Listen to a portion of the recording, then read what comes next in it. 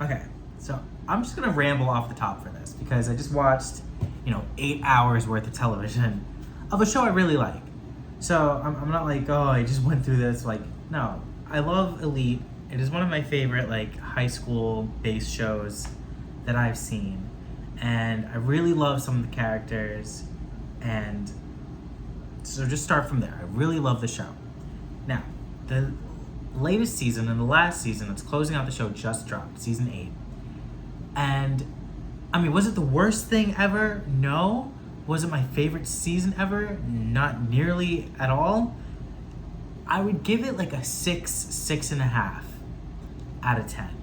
And there's a lot of reasons why. Now, first and foremost, whenever shows like drag on for a little bit, you start to get like, it just gets weird. It started to get a little weird. It's like things aren't really making sense or not adding up.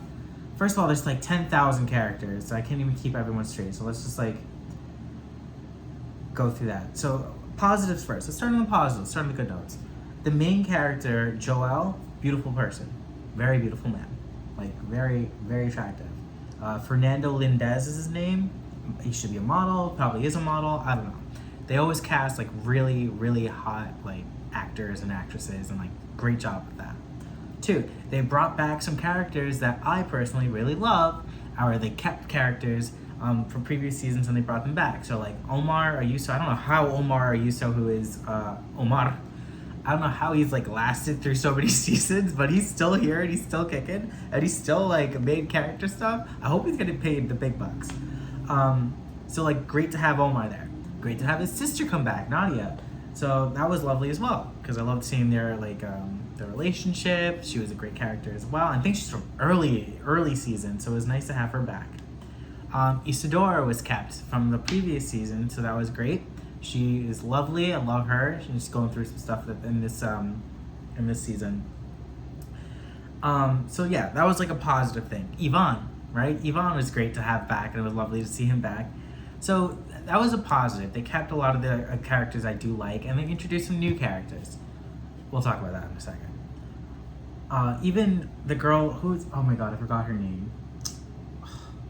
The one with the mom who was like a hoochie. Is her name Amelia?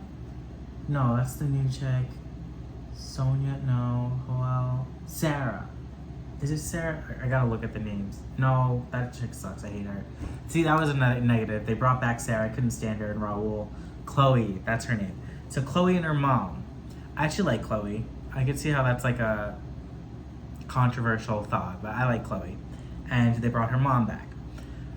So, the positive so far is bringing back the characters I like. The negatives, I would have to say, is like introducing these new characters that have no business being there for any reason, and it doesn't make any fucking sense for the plot.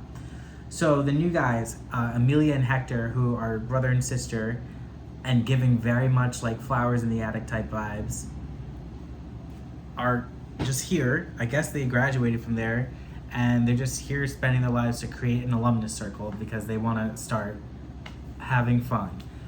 And so my issue with like the season was like the motivations didn't make sense for me. So like besides Isadora, who because her club is getting shut down and she needs as much like money that she can in order to get it back up and to get her father out of jail and all that, I understood her motivation to get into the alumnus club or into the alumna club. She would meet a lot of wealthy and rich people, and then they could become investors for her club so she could save it and save her family, therefore, through that. Makes perfect sense. I could see how she's willing to sacrifice for that. Chloe, on the other hand, why does she want to join so badly? What is the point? Why are you so like into this club and you want to be bad and you want to be in it so bad? It makes no sense to me, right? Like her mom is basically a gold digger. It's really what it is. She's a professional gold digger. She finds a rich man, marries them, takes their money, moves on to the next man, and she teaches Chloe to do the same. So unless Chloe is trying to follow in her footsteps and just like get into this alumnus circle so that she has a network of a lot of rich people and ideally rich single men that she can mooch off of, then I see no other motivation behind why she would want to join this club so badly. So then that puts into question for me the plot of like her screwing over her friends and her like breaking up with her boyfriend. I forgot his name, the one who's crazy. Oh my gosh. Whatever. I can't even look it up. There's too many. Eric. Her breaking up with Eric and doing all kinds of crazy stuff in order to get in. And then Joel. Okay, Joel makes sense why he wanted to be in it. It's because he wants that lifestyle and he's going to be close to it and he's really dirt poor at the beginning. Like, okay, fine, got it. Now, poor Joel. They did my boy Joel bad, right? He's from a previous season, brought him back. He's like the really good looking character of the season. There's always like one. It was Patrick before. It was Manny Rios. Looks like a Ken doll. But they made Joel a fucking prostitute. Like, what? The kid's, it's a high school show. He's in high school. It's too Epstein. It's too Epstein. It doesn't make, like, I don't know what the age of consent in Spain is. Maybe it's lower there. I think the drinking age is 18, so like maybe the consent age is younger. I don't know. I think prostitution's actually legal there too. But like, it's just too weird. Like, why, between the flowers in the attic for the sister Hector and Amelia, and then the whole Epstein like sex ring of children, like it's just weird. And then they lost me. At the end, we have Pierre, who's like the policeman out here. Spoiler alert.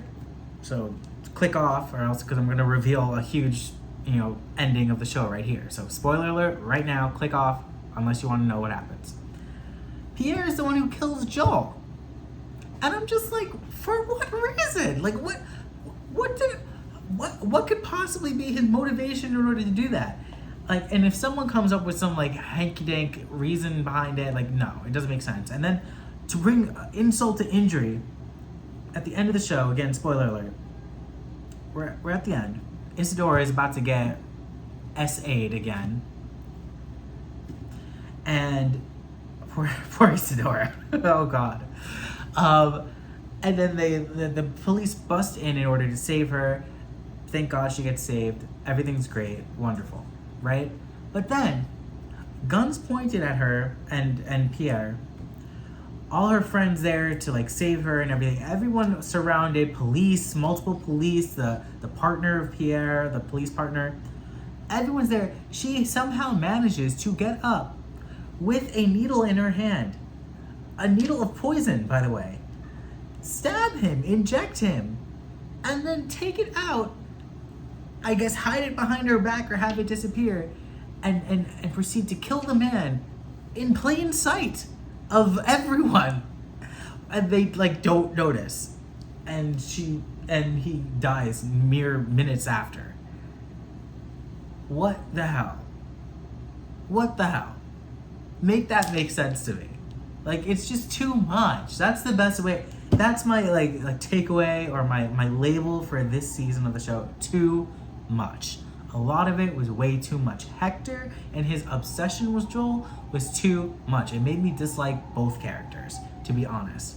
I didn't like Hector from the beginning because he's weird and he's like gross and evil. And then I didn't like Joel because Joel is over here like being weak. Like, why are you giving in to this weirdo right now? Like, go make something of your life. And then when he does, once he finally finds a way to make something of his life, it's sex work, which is fine. Like, good for, like, nothing wrong with sex work, OnlyFans and red light districts and all of that, make it safer.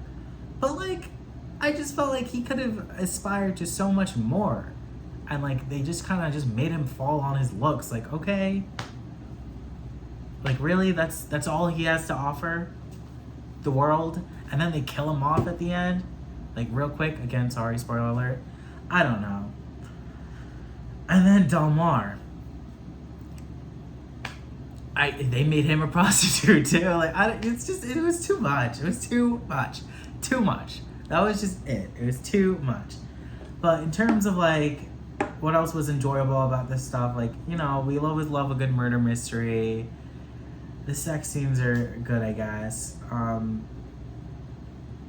And overall, it's just a good show, and it's a good premise, and it's nice that, it follows a similar formula every time. But, like, you gotta have really good villains in order to make really good heroes.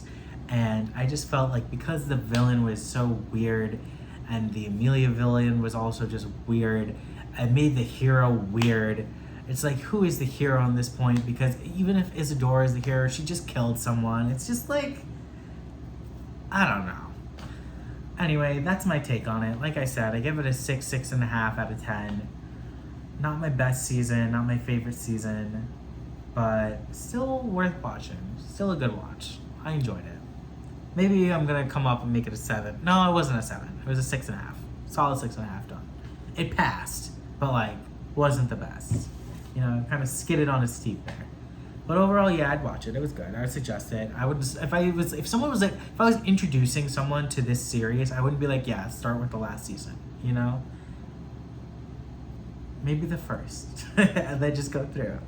Anyway, this was my review. Sorry for rambling. I'll probably make this a little bit more structured or not, and we'll keep going. So let me know if you guys have any recommendations of like good, like, I don't know, teen dramas or like just juicy shows, also documentaries. I love like real true crime or anything like that. Drop them in the comments below so I know what to watch next, because you know your boy loves to binge a good show. Anyway, I will catch you guys on the next TV show movie review. I'm gonna see Deadpool and Wolverine this weekend, so maybe that'll be it.